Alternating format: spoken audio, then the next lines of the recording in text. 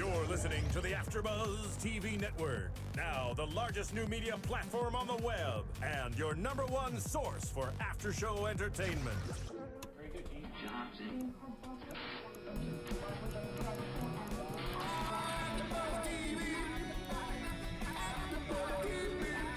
From the AFTERBUZZ Studios in Los Angeles, California, presented by Maria Menounos and streaming live thanks to Akamai Technologies. This is AFTERBUZZ TV's Parenthood After Show. We'll break down tonight's episode and get you all the latest news and gossip. And now, another post-game wrap-up show for your favorite TV show. It's AFTERBUZZ TV's Parenthood After Show. Keep you always. Yes, here we are. I like the song. So good, it never gets old. Hello everyone, welcome back. We are here doing Parenthood Season 5, Episode 6, The M-Word. And by the way, Happy Halloween. Happy Halloween. You're all dressed up in a costume. I am. Nice and festive. For all of you who are listening on iTunes, you should definitely check out YouTube, our video. I am dressed up as Agent Melinda May from Agents of S.H.I.E.L.D. I don't know if you ever watched that show because the demographics for that show is completely the same as Parenthood, sure. Yeah, because I was going to say, I have not seen that show. I've heard really great things about it, though. It's a fun show, but I'm your host, Marisa Serafini, and with me, I have the Lauren Mendoza. Thank you. Lauren, welcome back. Thank you. Thank you. We don't have Danica and Tiana here. They're busy getting their sugar highs going. They're on partying, right now. but they are missing out. That's okay, because this was a great episode tonight. This was an awesome episode. I came in here still kind of crying. Oh, I know. Bit. You got a little emotional. I got a little teary-eyed, too. Yeah, throughout the entire episode. I feel like because we've said the few episodes this season so far have been more angry, a little bit of tension between everyone. Yeah. But I feel with this episode, it really feels like the other seasons, the more emotional, the more heartfelt kind of episodes. And still, the best thing about the show is that whether it's more angry, whether it's emotional, whatever it is, it's so real. So everything that they're all going through is just so real. I almost feel like you can kind of relate to every storyline, even if you haven't really been through it entirely. Mm-hmm. It's just so relatable for some reason. Oh, I agree. And so let's just talk about how relatable the show is to everybody. With Joel and Julia. So Kristina has a campaign going, and she has convinced the whole Braverman clan to go canvassing the neighborhood for her, going to door, kind of like Jehovah's Witnesses. Yeah. And giving out free pens. And trying to like put signs on your lawns. Yes. I don't has that ever happened to you where people have come? Really? Yeah, all the time. I feel like that has never happened to me, and I don't know if it's just the kind of the times now that I feel like nobody ever knocks on anybody's door anymore. And if they do, you're like, I don't want to answer the door. You know, which they kind of experienced, Julia and Joel. They went up to a door. All of them experienced that. Like, the whole Braverman family went through that. I don't know, because where I grew up, I think it's because I'm from a small neighborhood, so elections are huge where I come from. And I think they just know my whole family. My parents, they're very political people. Yeah. So I think they know, let's go to the Serafini house. Funny. They're going to have an opinion. They're going to vote for someone. So they always came to my house. So I'm used to that. Oh, my God, that's funny. So Joel and Julia, they're canvassing, and Joel gets a call from his female boss, and Pete. Bill. He keeps getting called, so he's called away, and Julia's not too happy. Yeah, you could tell because they still had. She said they had committed to going to 100 houses, and at this point they had gone to about 70. That's so a lot. That is a lot. I can't That's even imagine crazy. having done 70. Like. I can't get myself to go to 10 houses, let alone 100. Wow. So, so they still had about 30 houses to go. And then, of course, Pete calls and interrupts them. And you could tell Joel was kind of in a hard spot. Like, he felt like he needed to step away for work because of the urgency of the situation. And I think just because of the boss that Pete is. But that's his wife. He's kind of committed to doing this for the family. And it was one of those moments where it's like your job kind of gets in the way of, your family time. Your family. And that's what happens. It makes me think because Joel Joel says this line, "Oh, you too." It makes me wonder what Pete said to him. Oh, he kind of giggled though. What? He didn't just say, "Oh, you too." He like kind of giggled. Okay, you too. And business flirtation going on and right even in front Julia of Julia was kind of like, that was kind of weird, but she didn't actually call him out on it. So we're never really gonna know. But I think we're gonna just see the dynamic of their relationship play out in the rest of the season. Yeah, so I don't know. We'll see. Joel's called away, and so Julia still is with the kids, and they're still canvassing. Ends up at Ed's house. How random. I know. Knocks on the door, and there's Ed. And she was actually surprised at how nice his house was. She was like, surprised. "You live here?" Yeah. Oh. It was very nice. Yeah, and so Ed's like, "Oh yeah, I totally live here." And then the kids come down. Yeah, kid, and so Ed's kids come down and see Victor and Sydney. Yes. See those kids and invites them in. And Ed's being the nice father, be like, "Oh yeah, let's take a pit stop. You want to come in too?" So Julia kind of agrees to go in. She does. Well, Sydney wanted to go in, and I don't know. Yeah, it was kind of weird because she was like, "Oh no, we shouldn't," and he's like, I don't know. Ed has this very casual, laid-back demeanor to him. He's got a charming personality. He's definitely got a charming personality. Kind of guy you don't want to say no to because he's just too nice. Yeah, he's kind of cute nice. Like, he's got that cute personality, and he's so nice. You're right, charming.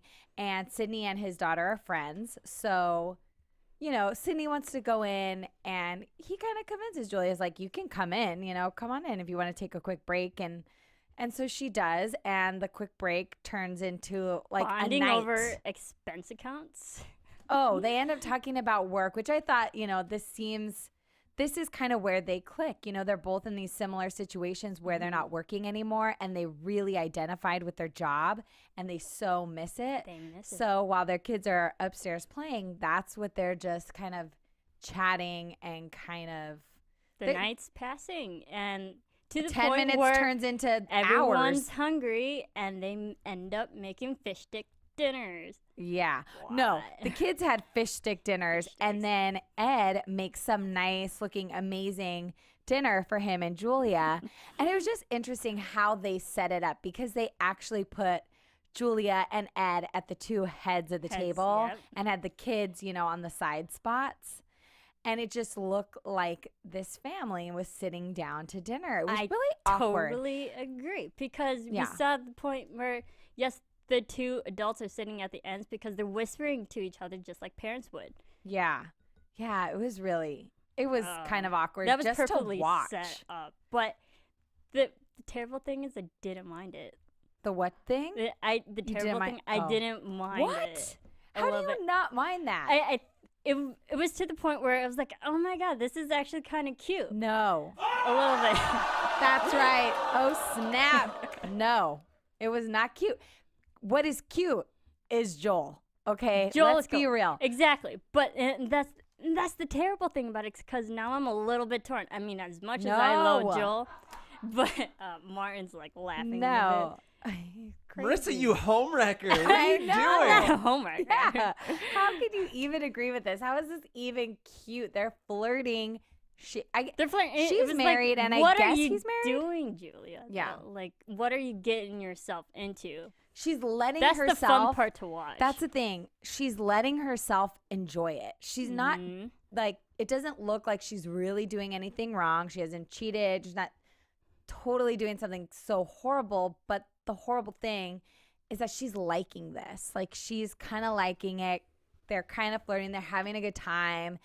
And you could just see it in her face. She's kind of giggly, kind of smiley. And that's the horrible thing is, come on. Like, first of all, she committed to 100 houses. She totally stopped and broke that commitment. Second, you have like a husband at home that you're supposed to be going home to. Why are you going to stay there and have dinner? Yeah, I know. And that's the thing that surprised me, is that Julia, because she's so straightforward and so goal-oriented, and she knows that she's doing this with Ed, it's very out of character for her. Yeah. But, her whole situation is, in a way, out of character. She's completely out of her element. She was used to being this really focused working woman, you know, and her husband was the one that stayed at home and was doing all the domestic things, you know, making snacks for the kids and their lunches and doing all of that. So I think right now she's out of her element. She's out of her own character, and I don't think she knows how to deal with that. And here's this guy, Ed, who's super nice. They have kids that are friends that can totally relate to her. So she's kind of just enjoying somebody that understands what she's going through, when in reality, her husband, Joel, knows exactly what she's going through. They're just not going through it at the same time. He could be the one that she talks to, that she turns to, and she's not really doing that. And we see that Joel is very stressed, and he admits that with this job, this whole project is taking up his time. He's not paying as much attention as he should to the family. He makes dinner and kind of says, "I'm sorry." And then Julia just feels bad of what she just did. Marisa, that just barely explains what he did. He does not just make dinner. He makes like this elaborate feast with like wine. He even has water in like a carafe. It's not like, oh, go to the fridge and get your water. It's like, it is all nicely displayed and it looks amazing. Even Julia was like kind of shocked, but you're right, totally had her guilty face on. Totally. But it was funny. So they walk in and the kids aren't hungry. They're like, oh, we had fish sticks. So she lets them, you know, go watch TV, and rather than saying on a TV night, on a school night, and TV. They're all about it. And she's like, I'm starving. And of course, she's going to sit there and eat dinner with him. And he guilt eating. Well, whatever. She's got to do it. I mean, he deserves it because he made this elaborate dinner for her and then said to her, you know, he apologized for kind of being a little bit distant and for being stressed out because of work, and really thanked her for taking care of their kids and kind of taking that role on now. And he wouldn't be able to do this without her. And it was so cute. And he got choked up when he was saying this, you know? Yeah. And like, how did she not just start making out with him? The thing is, Julia didn't say anything. She purposely did all that with Ed, had dinner or half of a dinner, whatever. But she purposely refused to tell Joel what just happened. Of course, because she knows that she shouldn't have done it. Well, look he made this amazing dinner for her, and to say, oh, well, so did this other guy, and I was going to sit down and eat it. If his wife hadn't walked in, which we didn't even mention, Colleen comes out of nowhere. Do we know, are they separated? Are they divorced? Are they still together but really separate? Well, I don't think they clearly put that up. Yeah, I agree with you. I don't think they ever really did, although, because he is wearing a wedding ring. Yes, we know. So I think they are married because he's wearing a wedding ring. And I remember in the beginning, in the first episode, the last time I was here with you guys, we were like, is he married? Is he not? But he did say something about how his wife, like the first time we met him, it was his wife that was telling him he needed to get there early. Right. To sign up for whatever. So they have to be married, and she comes in and she's kind of, who's this woman sitting in my chair at the table with my kids with a dinner that my husband made. That's really awkward. I can't imagine. It was so awkward. The thing is, Julia made it more awkward than it really should have been. She just got up there like, oh, yep, we were just leaving, took the kids. But if you're sitting in her chair, what would you do? Keep eating hay? Like... Right, but I don't know. But the wife, she could have been fine if she was just there, like not acknowledging people were there, but she wasn't saying anything. She wasn't making a big deal out of it like Julia was. Therefore, I think Julia felt really awkward. I think Julia felt really awkward and didn't know how to react. And you're sitting there at her chair. So I don't know. I probably would have done the same thing. Although I would like to think that I would have never gotten myself in that situation and wouldn't even be there. No. And doesn't he know his wife is coming home? Doesn't he know this is going to be an awkward situation? Like, did he make extra food for his wife? I don't know. So that was weird. Yeah. And the thing is, because how close is Ed and his wife to know that, or didn't even think about the fact that his wife could be coming home at any point in time, and Julia being there and not seeing all that. So really, you know, how much is he really close to his wife? I think we're going to see a little bit more of this, like Julia, Ed, Joel, and Julia's dilemma even in the next episode, I know like sometimes They're skip slowly building storylines. it up. Yeah, sometimes we might not see that storyline revisited. Like we didn't see Ed, I don't think, in the last episode. So, but I think we're gonna see that again because that was just so awkward and intense. And I don't know, this is gonna be interesting with them. Yeah, Julia and Ed just keep happening. They keep meeting each other over and over again in their most random situations, and that's definitely gonna build to something. And at the same time, Joel and this Pete character, we're gonna see what's happening with them. I think they're both at a point in their marriage where they're gonna be tempted by these other people. I would like to believe that Joel and Julia, nothing bad will ever happen to them. Exactly. And I think Joel and Julia, because they are such a strong couple themselves, that they have the strong head on their shoulders. They know the right from wrong, that they're strong enough people to say no. I think Joel is. I don't know about Julia for some reason. I don't know. She's questioning it. She's definitely questioning it. She's pushing it. But wow, so let us know what you think. Please go on to iTunes, AfterBuzz TV Parenthood. Please rate and comment.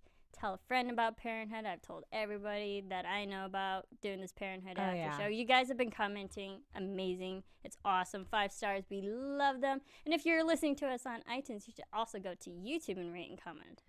Yeah, definitely. I mean, you're missing out. I'm wearing my Halloween outfit. I know. You can't see it because you're listening to me. You can't see my Halloween outfit either because I'm not wearing one. But no, you're incognito. Well.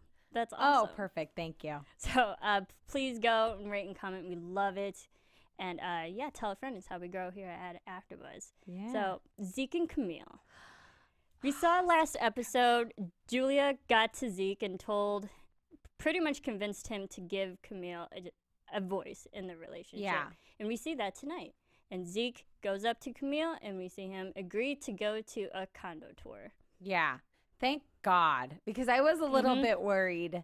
And I love that Julia did that because I know, like, Camille kind of told her what she did about, I lost my voice, blah, blah, blah. I think she really told her that more in confidence. But Julia thought it was really necessary to share that with her dad last episode. And with Zeek, sometimes I feel like you never know. He's such a stubborn man that you don't know if he's going to do what he actually doesn't want to do. But then sometimes he's just like so sweet and it's so endearing. And he really does something he doesn't want to do for Camille. Yep. And this is what we see him do when he approaches her and says, so how is this condo thing going to work? What do we do? And we see them actually go. He agrees to do it and Camille's all happy. And we see them go and she's they look. She's in shock. She's like, what? You're actually agreeing? Yeah.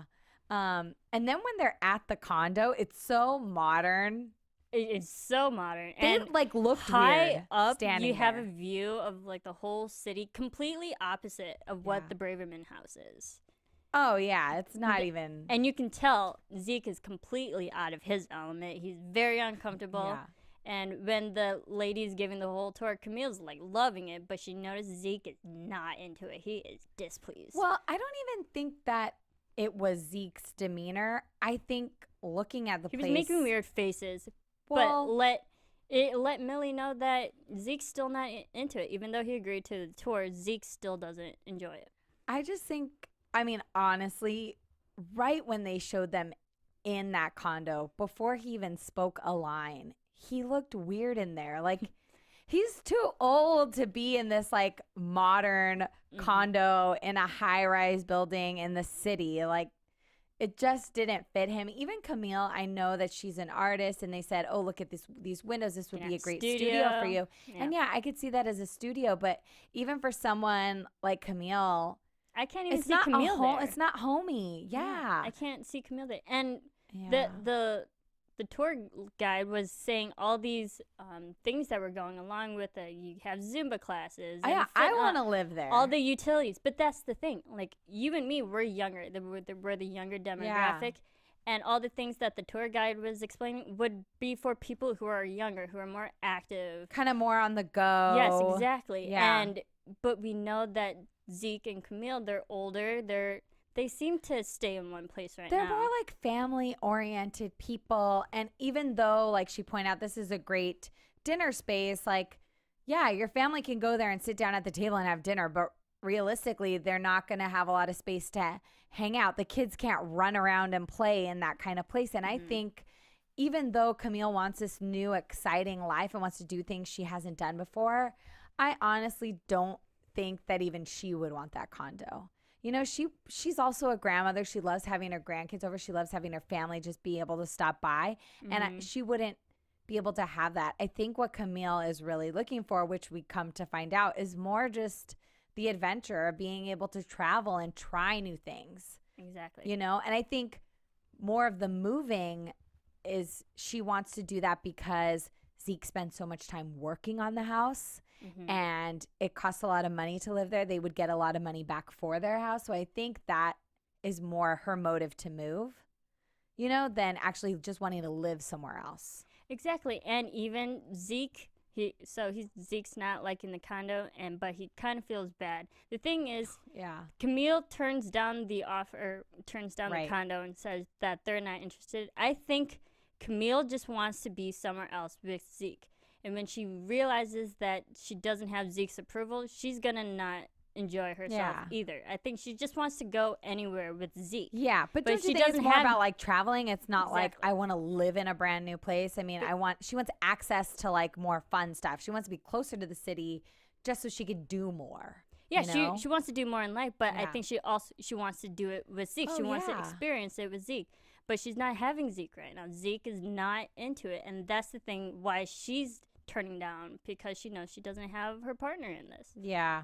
Yeah, I agree. But Zeek was being so cute because even though she knows, like you said, he doesn't like it here, he's like, well, let's go look at the fire pit. Let's go do this and that. He builds the fire pit. And that was so sweet. That was so that cute. Increases the house value even more. It does.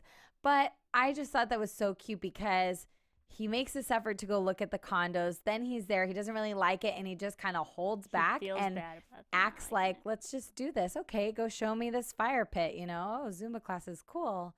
You know, and he just kind of goes along with it. Then he comes home and builds her a fire pit. And it's kind of, I don't know what he's trying to do, trying to make her want to stay there.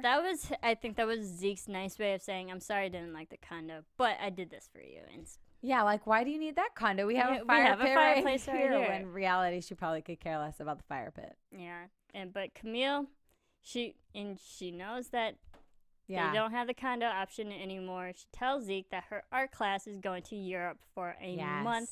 She's known about it for a while. So, because we know that Zeek and Camille, they're trying to communicate, but she failed to communicate that little tidbit in her life. Well, probably because she wasn't planning to go. And I think she's just been pushed to the edge, and she's like, you know what? They leave on Friday. It's now or never. Exactly. And I think she made the decision. I think maybe when she first learned about it, she had no plans to go. But you know what?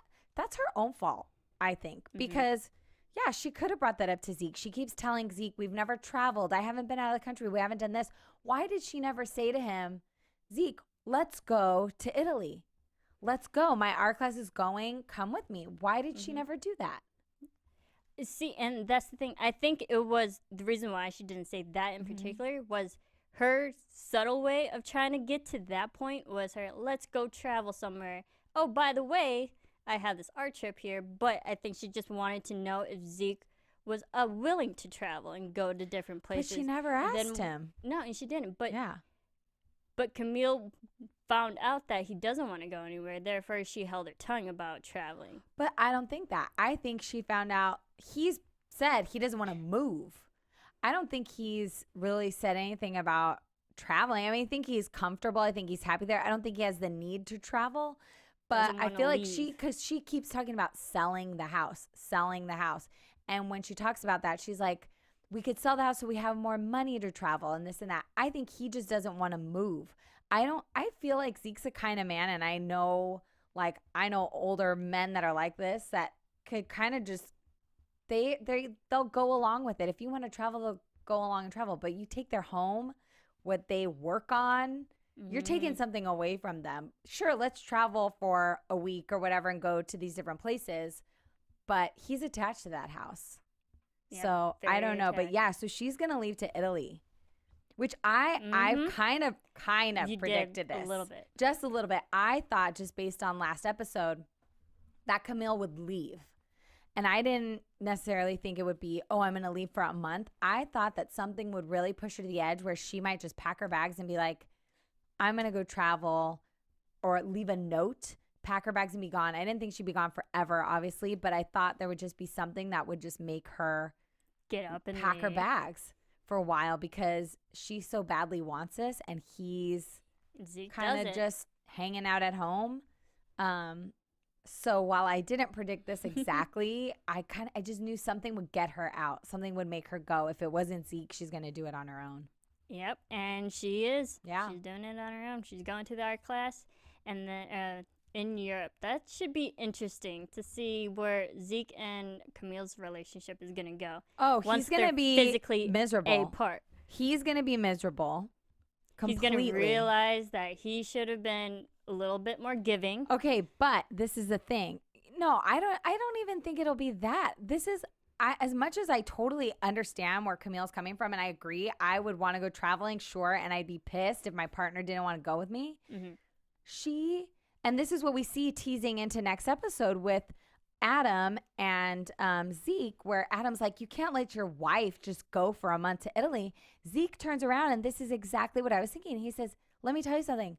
I wasn't invited. She didn't invite him. Nope. I think that's where I think Camille is wrong in this. Like, maybe Zeek isn't showing enthusiasm, but he didn't know about this trip, and then she springs it on him, and she doesn't actually say, you have the opportunity to come with me. If you want to come, we're leaving on Friday. She could have done that. And then maybe his decision, maybe he would go, but she didn't invite him. So he's not going to say, I'm going with you, Yeah, exactly. And I think it's because we think they've been together so long, mm-hmm. you always think that they're on the same page, but they are clearly not. Clearly not. And I think Zeek probably thinks she doesn't want him there. I think that's why he was so upset when he turned around and told Adam, I'm not invited. And I think that hurt him. Yeah. That made me mad. I'm angry. I think it's all how you look at it. Was Zeek in the wrong for being so stubborn, or was Camille in the wrong for not saying anything? Takes two. Yeah, it really does take two. Yeah. Well, let us know on iTunes what you think. Yes. But, all right, so on a funnier note, Crosby and Jasmine. Oh, my God. So they're always funny. Crosby gets home. Jasmine is still stuck in the car because the baby's in her small little green bug vehicle that they discontinued years ago. Did they really? I they didn't know that. discontinue bugs. Funny. But she doesn't want to move the baby because she's fast asleep, and she convinces, well, not really convinces, she demands pretty much. Yeah, she didn't convince anybody. We have to get a minivan, just like any regular, typical family. We have children now. We got to get a bigger vehicle. Well, I think the thing is that it's too hard to get the car seat out of that backseat because it was a 2-door. Mm-hmm. So it's so hard that it would take a lot of movement, and that would eventually wake up the kid. So if you have this minivan and more space, you can easily take the kid out while they're still sleeping. That's the purpose of minivans. Is it? I just thought it was to pack a lot of kids in there. But that's the thing. The minivans are for family, for bigger families. So are you going to get a minivan? Because that's what you sound like right now. Like you would get a minivan. I would get a minivan. Really? Yeah. If I had children, I wouldn't. Thank you, Martin. If I had children, I wouldn't be as stubborn as giving up my car, because I know the things I like. Yeah. I chose to have children. I know where my life was gonna go. I know that's the choice that I made. So minivans come with children. Minivans are super cool. Yeah. You think so? Yeah, for sure. My first car was a that minivan. It was awesome. Yeah, okay. We're getting into a whole different show, because he was a teenager. And you know what teenagers do with minivans? They take out the back seat. Why can't adults do that? But they were doing that at the end. That's right. That's right. What'd they do with those chairs in the end? They were enjoying that minivan. But they were testing out the seat recliners. Yeah, but Jasmine, oh my God, she has the audacity to not only say we're getting a minivan, we're getting rid of Crosby's nice red vehicle. What kind of vehicle it was is some that? kind of classic car. And even I don't know vehicles. I was a little heartbroken when I heard that. I was like, no, I don't know. I would get rid of the bug. The bug is the vehicle you can't fit the baby in. You don't get rid of Crosby's car. That thing is worth something, first of all. Mm-hmm. And it's way cool. It could be your little joyride vehicle. But no, she didn't just tell him, okay, we're getting a minivan. Not only are we getting a minivan, but we're trading in your car. She also said, you're going to be the one driving the minivan. It's like, excuse me? Jasmine. I don't know what I think about all this. Okay, the thing is, I feel with marriages and family, if you're getting a car, cars are big investments, especially for like financial and your wallet. Right. I feel like when you're gonna get a car, this is something you really sit down and discuss. How are we gonna pay for this? Yes. This is a huge financial burden. Yeah. And Jasmine is just like, no, we're getting a different vehicle with no. Right. And you're going to be driving it. Why would she make him drive it? That's what I don't get. Why is this not her car? Why is it his car? Isn't she probably with the baby most of the time? Probably. I mean, and first of all, does Jasmine even work anymore? She was a dancer when she first came on the scene, and I don't know what she does anymore. So why is she not driving the minivan? Let Crosby keep his car. Everybody's happy. That's what I don't get. Trade in the little bug. I would trade the bug. Come on, Jasmine. That was rude. Like, it's a cute car. I always wanted a bug exactly that color, but no, you got to give it up. Yeah, I was not for a minivan. No. So I was not happy with that, but so Crosby's not happy with it either.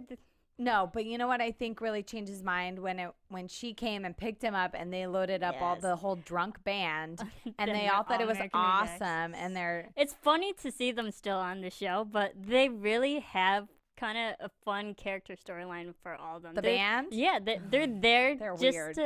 They're weird, but they cause entertainment. They every single because time. they bring out like craziness in Crosby. Exactly. Like he pulls his hair.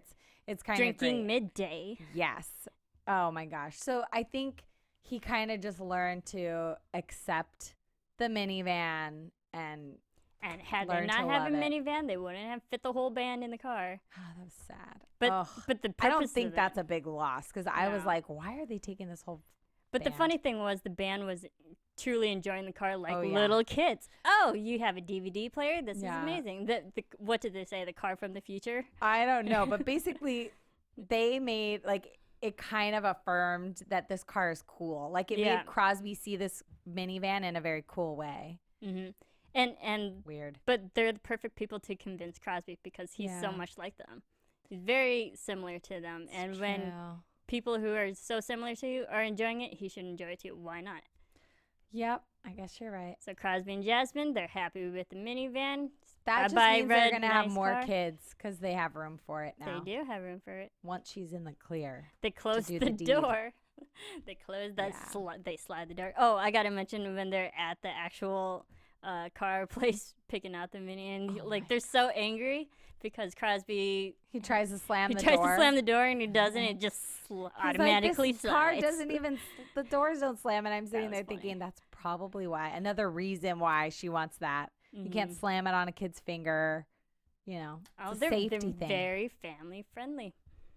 See, Apparently they're built for big groups. I am sold, Marisa. I will go get my minivan tomorrow. All right. And then I'll have kids. Yes. See, they're investment for families. Okay.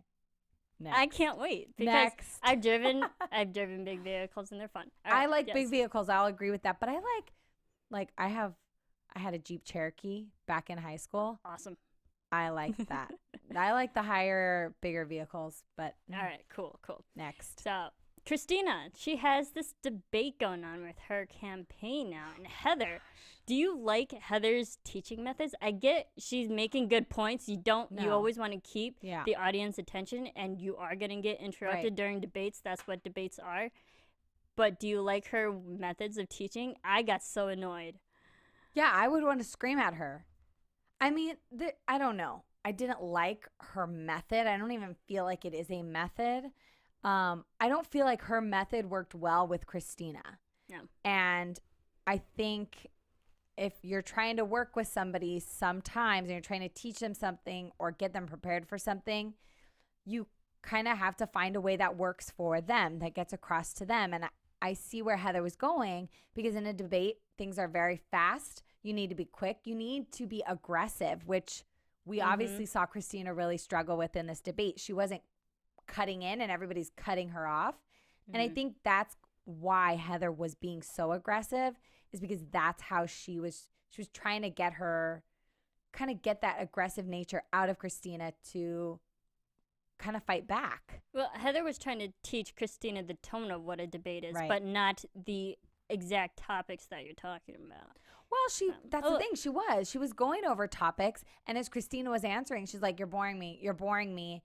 Let's talk about Max," and then Christina's like, Yeah. "No, Max is off limits. We're not talking about him." That surprised me.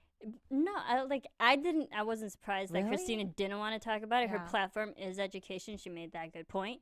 And so I can understand why you want to keep your family out, because when you're going into anything politics, you want to try to keep your family out too, or at least to a minimum. Because I feel like so many people that we see in politics, we always see their family. Always. And the thing with Kristina, they're in Berkeley, this town. The people that know Kristina, they know Max, and they know what Max has to deal with. So what she's gone through with Max, that issue, that's already public. It's not something that there's no point in keeping it private because people already know about it. And I feel like that is a key, which we end up seeing that people can relate to her on. And I was surprised that she was so against it, because I thought she could actually really use that. I know that maybe sounds kind of horrible, but I almost thought, here's something that none of these other two candidates can't relate to. I'm going to use that to my advantage. Exactly. And I can understand why Kristina doesn't want to talk about it, because yes, her platform is education, but I can see why she doesn't want to have Max as her only crutch. Right, to I win agree. the debate. That might have been why. Well, I agree. I think there's a balance. I think she can use that topic to make her a little bit more credible when she talks about fighting for education.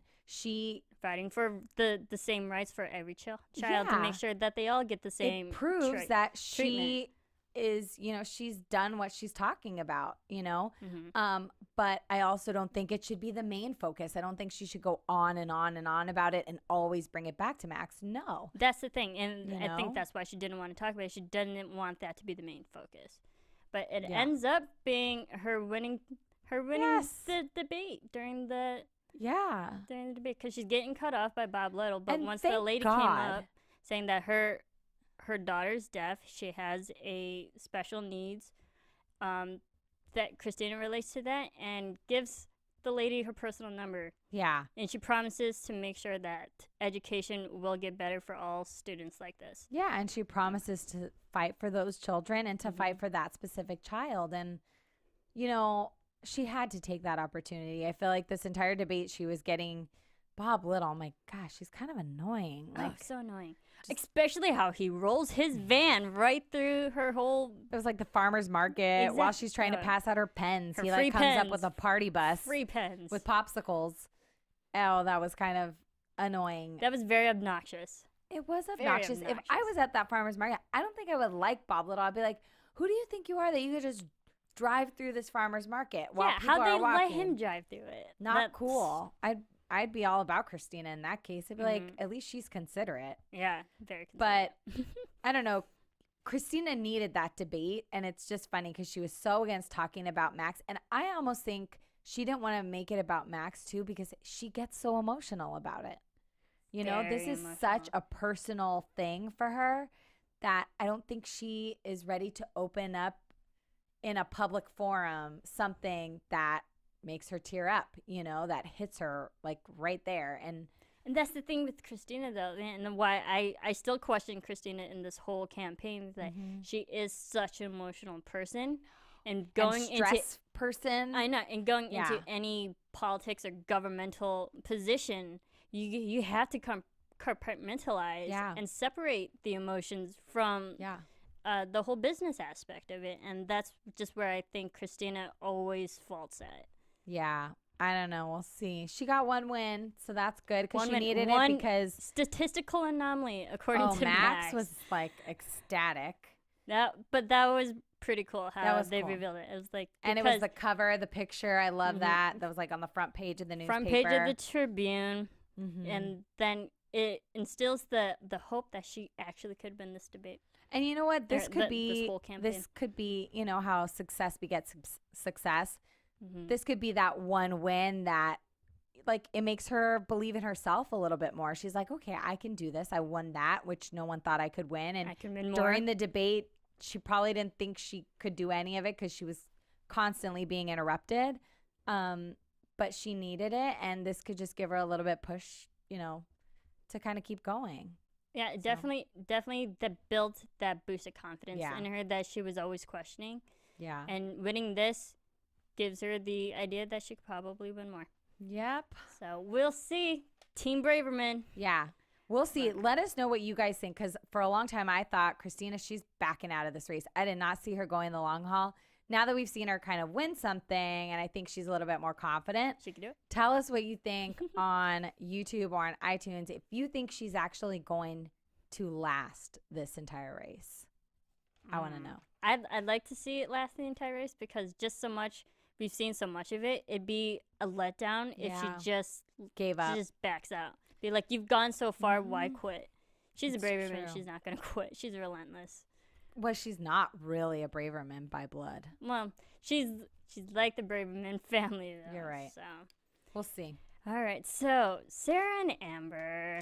And Amber and Ryan and Drew. All right. Do you think Sarah was in the wrong or Amber was in the wrong? Because Amber, she just went up to Sarah and stirring the pot again. I'm like, Sarah, we saw in last week's episode, we saw Sarah and Ryan work out their differences, and they didn't really work out anything.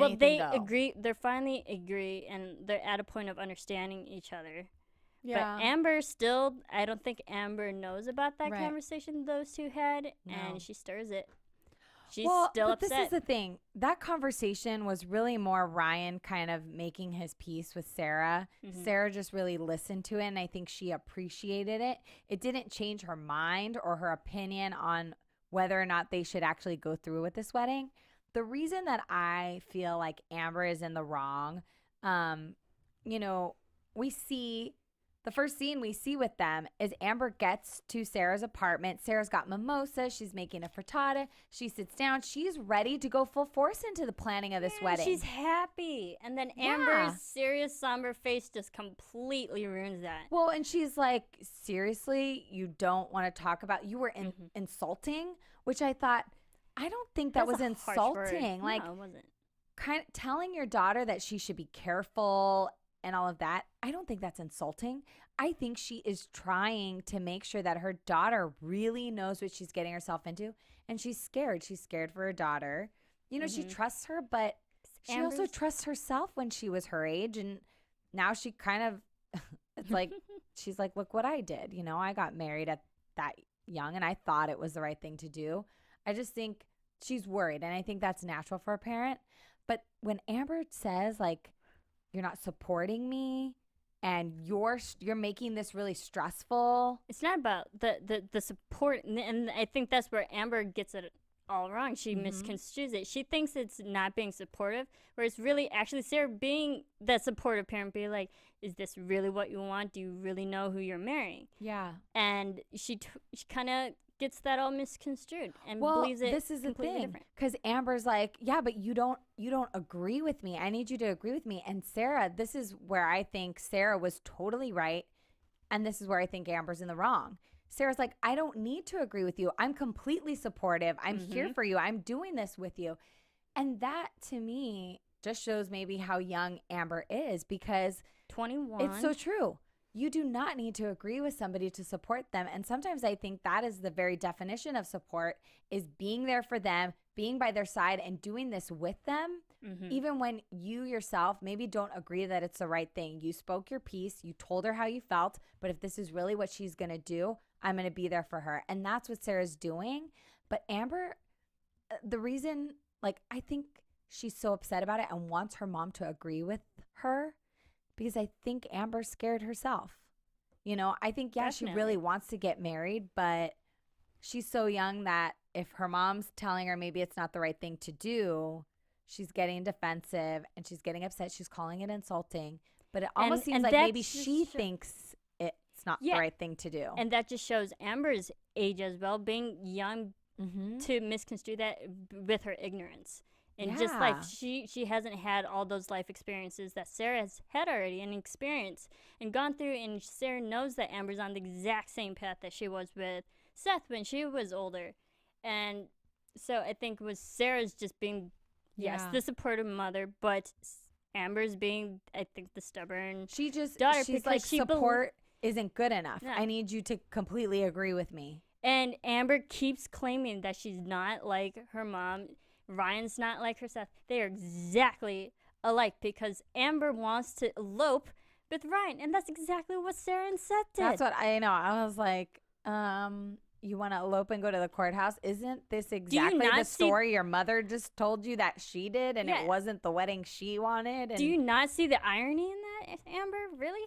Yeah, I know. Do you not see that? And Amber's getting insulting, messed up with comparison. Well, I just think but I think she's being insulted because she's being compared.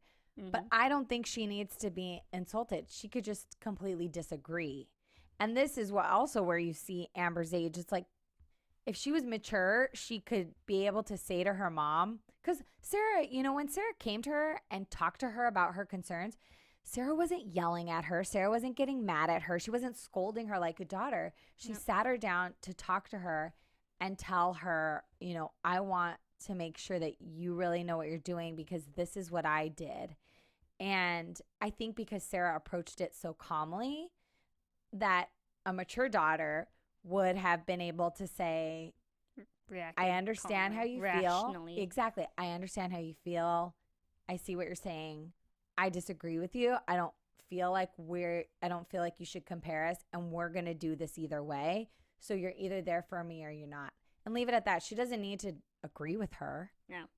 So. And so Amber wants to elope, but she goes to Drew asking him to be a witness. But I got to give it to Drew.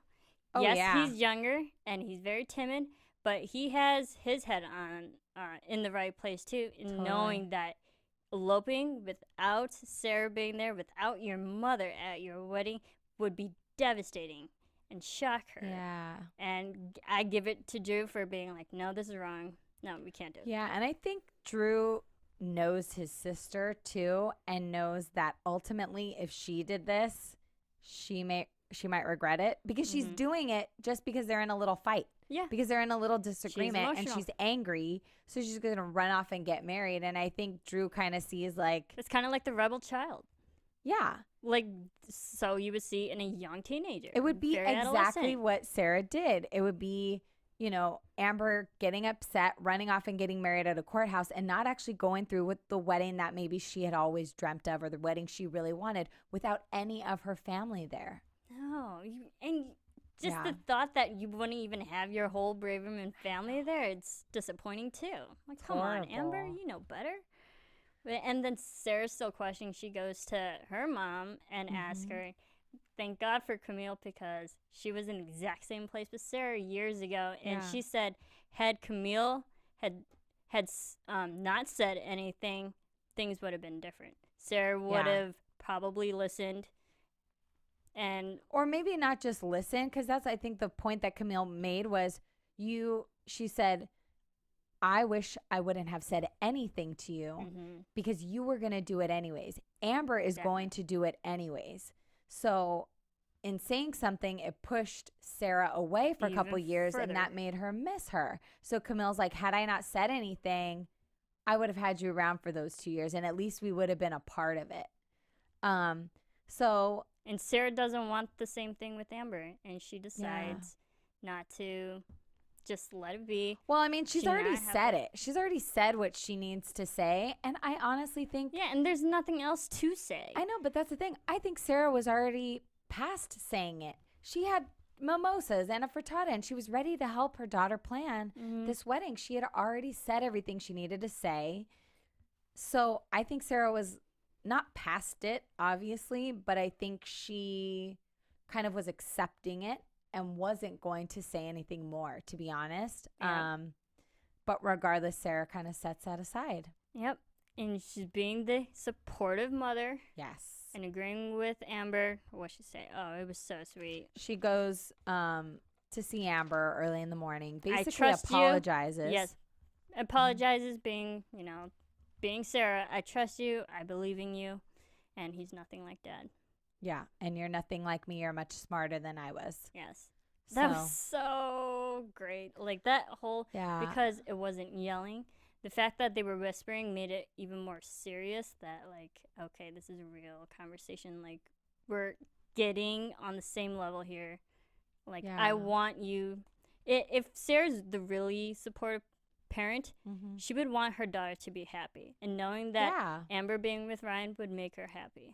But I think that's what she's wanted all along. I think she's always wanted her to be happy, but I think she also wants her to be smart. And if this is a man you're going to marry and you love and you're only 21, you can wait. Like, there really is no rush. You can wait. And I think she was just worried and concerned. But ultimately, she's always wanted Amber to be happy, and that's why she brought her bride magazines. Like, I feel like Sarah has been supportive, you know? So, and I don't know. Sarah, she always has to voice her opinions. And that's just who she is. She says her opinions and then kind of just moves on a little bit. But I think it's how other people react to her opinions. Well, I think it's Amber. I think Amber. I love Amber. I love Amber's character. Amber hasn't really gone about this whole situation as a true adult. She hasn't handled it properly. I agree. I think she's kind of emotional. I think she's defensive. And sometimes I think she's a little bit bratty. Because you know what? I think Sarah just went to apologize just so that she and Amber could be on good terms. And I think she maybe meant she was sorry. But at the same time, I think she was being supportive and she knows she's been supportive. So she didn't have that much to apologize for. She's not going to apologize for saying what she thinks. But I think she knows that Amber's stubborn and she needed to hear the I'm sorry. So if that's what she had to do to mend things, then that's what she's going to do. Yep. So that's what happened. Oh, is there anything else? It was a great moment, great scene. I loved it. And I'm just so glad that they're still on speaking terms. I was like, we can't have another mother-daughter breakup in an amazing show. I was like, we can't have another Lorelai and Laura Gilmore moment where they just don't speak to each other for 9 months. I can't have that. No. I can't take that. So, all right. So let's go into some news and gossip. AfterBuzz TV News. All right, so we know it is Halloween today. I was kind of hoping for a Halloween kind of themed episode. I mean, they mentioned, Happy Halloween at when Kristina was giving out all the free pens and stuff. Yeah. But I think that was it. I mean, we didn't see any trick-or-treating or anything. But the Parenthood Twitter, NBC Parenthood, they tweeted out some fun pictures of the cast members. Did they really? Yeah. Oh, my God. And costumes. Is that them? So another reason why you should go on YouTube, you should definitely check out this video if you're listening on iTunes. The first picture we have here, they tweeted out little Jabbar, Max, and Sydney. Is that Sydney? Oh my God. They're like Princess, and Max you is can't even really see what dung Jabbar beetle is. or some kind of beetle, and I don't know what Jabbar is. Oh. But they're all dressed up in costume. How cute. That is cute. I bet you they were on like the Universal lot right there or something. Probably. Maybe. And then we have one more picture and another fun one. Oh my God. We have Crosby dressed up as Evil Knievel. Nice. That's kind of great. So, I love that. Although we didn't see it in any episode tonight, them dressed up, but we did get to see some pictures of them. I know. Having fun. That's so cute. And that's all I have for news. So let's go to some predictions. Yes. Let's go into some predictions. I think I only have one prediction. And now, you go first. Your AfterBuzz TV. Actually, you can go first. Okay. Because I know you just want to say it. Okay. My prediction is that Zeek, because he was really upset, about not being invited. I think he's going to tell Camille, why didn't you invite me? And I think he will want to go with her. I think he's going to say, I want to go with you, or I'm coming, or maybe he'll fly out there after her and surprise her. Oh, darn. I was going to say, like, Zeek is going to realize his, that he really does want to be wherever Camille is despite if it's being them at home or anywhere else in the world, that Zeek will eventually just, because Camille will Don't you leave. think he knows that already, but Zeek will follow. I think he knows he wants to be with her, and I think that's why he's upset and kind of shocked that she's just picking up and going. But I think he's hurt that he wasn't invited, Definitely and I think he's gonna get so mad that he's going to put his foot down and say something like, "You didn't invite me, and I want to go." So yeah, That's Zeke's what I think. too hurt to the point where he tells the whole family that No, he she wants told it, the like, fam. No, or at least he told Adam She told because Adam. Camille Oh, yeah, that's right. Preview, sorry. makes We only the get announcement. a small snippet of that. Yeah. But what do you think of Ed and Julia? Julia, how is that all God. gonna play out? I hope nothing happens. I don't. Maybe I hope Colleen, Ed's wife, was a little annoyed with him that he kind of maybe keeps his distance from Julia. I don't know that that's going to happen, but I would like to see that happen. I just want to see Julia say no. I mean, Well, there was nothing I don't to really say like- yes to. You just want to see her No. kind of cut the flirting a little bit. exactly. It's like, Julia, you have a loving family. You have a loving husband, a very supportive mean, husband. yeah. I don't really want Ed and Julia to be together. I just like their friendship relationship. I like Ed, they're- and I think they they're can be nice friends together. Exactly. It would be great to see Joel and Julia and Ed and Colleen maybe be friends. They have friendly kids, I get that. Yes. But Julia's little secretive face friend. giggly thing, I want that to end. No, it's this That's it. having this secretive friend. I don't like that part of Julia. Yeah. You don't stick around for dinner at somebody's house that you cannot tell your husband about. No. She should be able to say, like, oh my God, we stopped by at Ed's house and, oh, he gave the kids snacks and blah, blah, blah. And they could be such good friends that Joel knows it and doesn't care because Joel knows him too. So that's what I would like to see come of that. Yeah, it's exactly. I don't think it'll happen. Fun episode, really good. It was very on the emotional side. This episode, I mean, it had a lot of ups and downs, but this episode felt like the previous seasons. Yes. Like definitely one of those episodes that just got us all hooked and emotional. And I wish Tiana and Danica were here because last week they said their cry count wasn't up enough with Sarah and Amber. God. Well, they missed tonight's episode, and there's one. So, Yes, they did.